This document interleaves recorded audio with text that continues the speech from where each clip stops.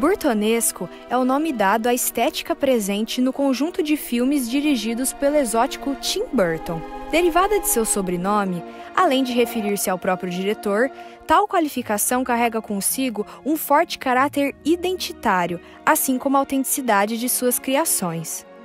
Influenciado na infância pelos contos de Edgar Allan Poe e longas estrelados pelo ator Vincent Price, Burton desde cedo passou a tomar gosto pelo gótico e sombrio, deixando essa preferência bem explícita em suas futuras obras, como Os Fantasmas se Divertem e Sombras da Noite, cujos universos peculiares evidenciam a assinatura excêntrica do diretor. Porém, toda a singularidade representada por personagens bizarros, cenários distorcidos, histórias fantasiosas e a mistura do cômico com a temática do horror dentro de mundos fantásticos não foi marca registrada apenas de Tim Burton. Muito de sua originalidade construída ao longo de sua carreira teve como inspiração as películas de um importante movimento artístico surgido na Europa do começo do século XX, o expressionismo. Mas o que foi o expressionismo? Bem, para abordarmos o tema, devemos primeiro pontuar brevemente a decorrência de uma outra vanguarda histórica, o impressionismo.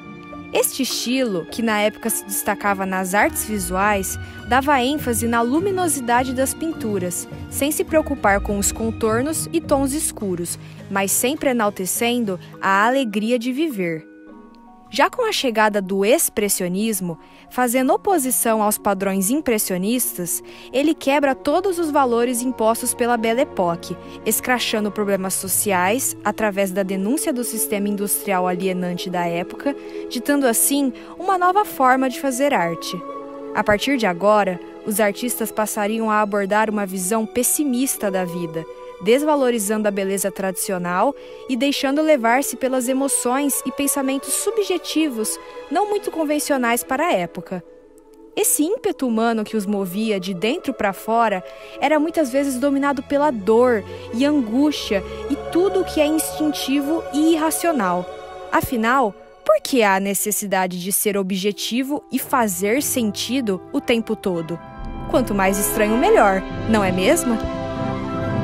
É com essa proposta diferente, tratando de temáticas relacionadas ao drama existencial, ao medo, à morte, ao sexo e às trevas, por exemplo, que essa corrente muito curiosa conquistou seu espaço na literatura, no teatro, na música, dança, arquitetura, fotografia e, principalmente, no cinema, que é o que iremos falar hoje. O objetivo, a partir daqui, é realizar um recorte dentro do expressionismo cinematográfico, focando no período de sua eclosão na Alemanha e como todo o cenário pós-Primeira Guerra refletia uma nova percepção daquela realidade difícil na qual os alemães se encontravam. Vamos falar um pouquinho sobre o contexto histórico. A Primeira Guerra trouxe muitas tecnologias inovadoras, mas também horrores jamais vistos antes, que vividos nas trincheiras mostravam que ter sanidade era um privilégio. Seu término foi em 1918, porém o fim do conflito não foi lá muito bom para a Alemanha, que acabou saindo derrotada e desmoralizada, carregando toda a culpa pela destruição de vários países. Altíssimas indenizações foram pagas e, juntamente com a assinatura do Tratado de Versalhes, a Alemanha entrava em uma grande crise. A nação alemã estava humilhada e destruída. É claro que a arte tem relação direta com seu contexto de inserção. Assim, não demorou muito para que esse sentimento de insatisfação e depressão generalizada refletisse no cinema. Em meio ao caos estabelecido, o que se passava na cabeça do povo alemão? Não os restava mais nada, senão a fuga para um lugar melhor. Nasce assim a ficção científica dentro do expressionismo alemão.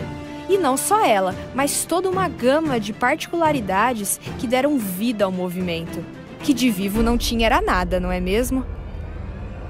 Devido a tais características icônicas, vindas especificamente da parte da direção de arte, procuramos então responder à seguinte questão: como a distorção do expressionismo alemão representa os horrores da época.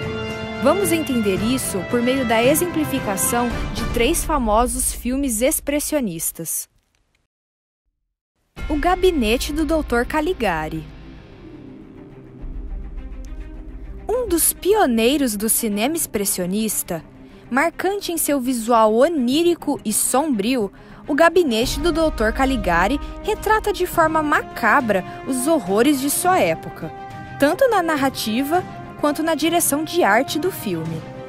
O longa, dirigido por Robert Vine, segue a trajetória do personagem Francis, que desconfia do hipnotizador Dr. Caligari e seu companheiro sonâmbulo Cesare de cometerem uma série de assassinatos.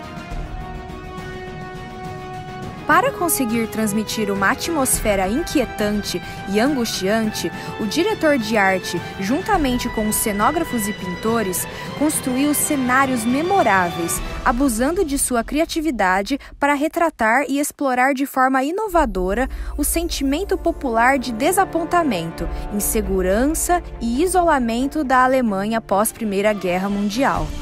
Os sets apavorantes e pouco realistas do filme eram além de uma representação subjetiva do mundo, uma forma de lidar com a falta de grandes orçamentos, algo muito característico dos primeiros filmes expressionistas. Dessa forma, a direção de arte utilizou a pintura nas paredes, as telas e os pisos para representar luzes, sombras e objetos.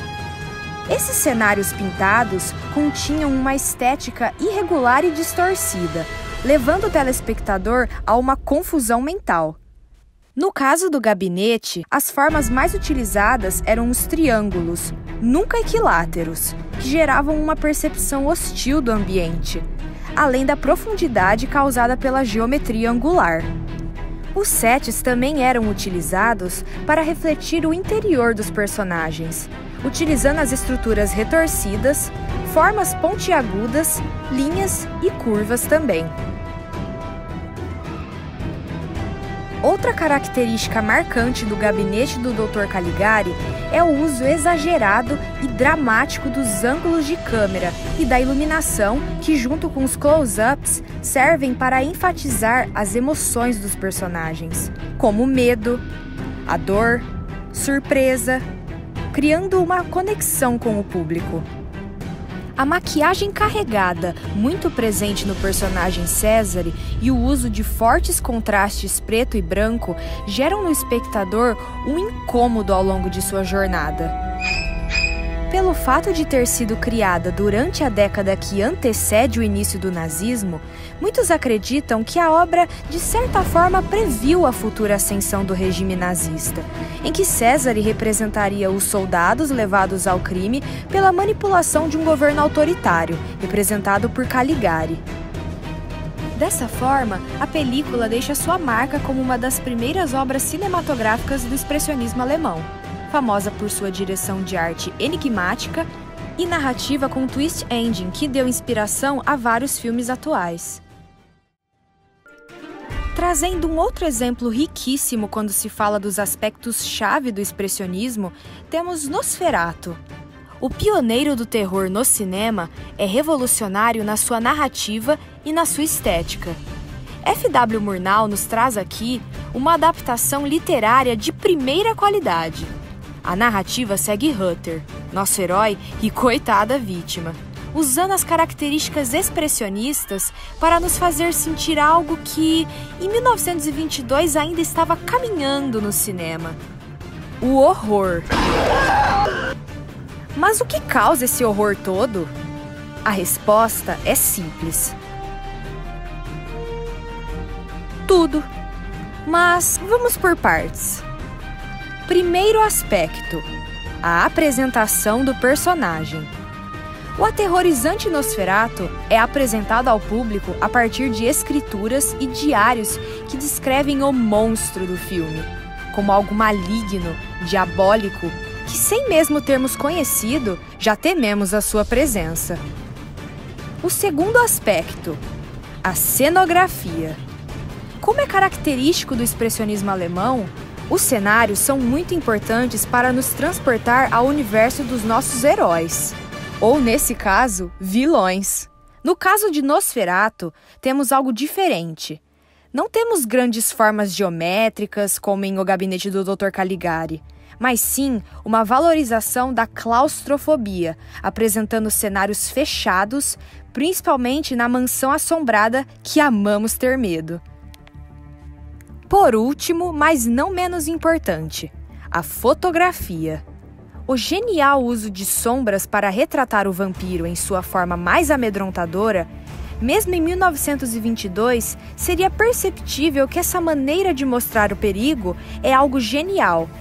Mas é claro que ninguém reparou porque estavam todos com medo demais para pensar nisso, não é mesmo?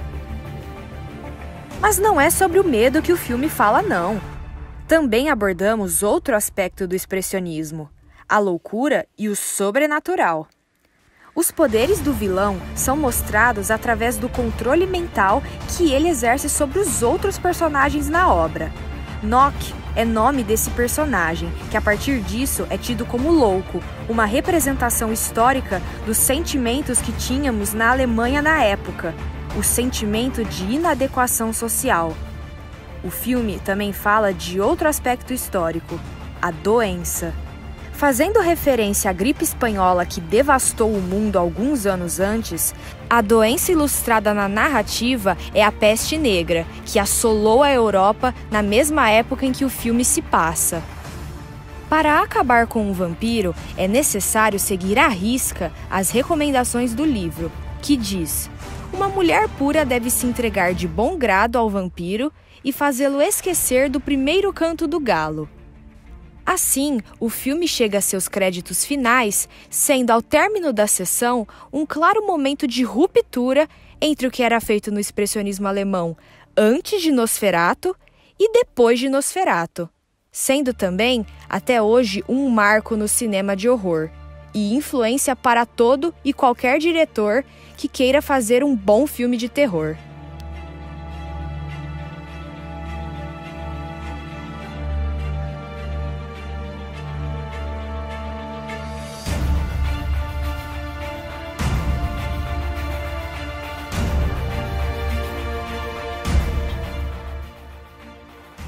Quando o expressionismo já entrava em decadência, em 1927 é lançado Metrópolis. Dirigido por Fritz Lang, a primeira impressão que temos de Metrópolis é a intenção de parecer um filme abstrato. Seu título, feito pela junção de luzes, assim como o desenho da cidade e a sua majestosa arquitetura, transmitem a superfície de um verdadeiro sonho. Prédios gigantes, aviões circulando edifícios, pontes quilométricas, luzes, carros e urbanização representam uma espécie de centro do mundo, onde o engenho humano parece ter alcançado seu ponto máximo. O longa fala sobre uma sociedade distópica do ano de 2027, em que a desigualdade social dentro dela é algo bem explícito em sua organização. A ideia principal é retratar justamente esse distanciamento entre as classes sociais, através da diferença de níveis, em que nas mais altas torres estão os mestres e seus filhos, os cabeças da cidade, enquanto nas profundezas encontram-se os operários, as mãos que fazem tudo funcionar. Estes trabalhadores aparecem sempre com suas vestes mais simples e pesadas. Já os jovens e senhores de poder, aparentando seu privilégio, estão sempre muito bem vestidos em cena. Todo esse contraste é potencializado pela escolha da trilha sonora, que traz uma espécie de triunfo e ascensão quando a elite entra em cena.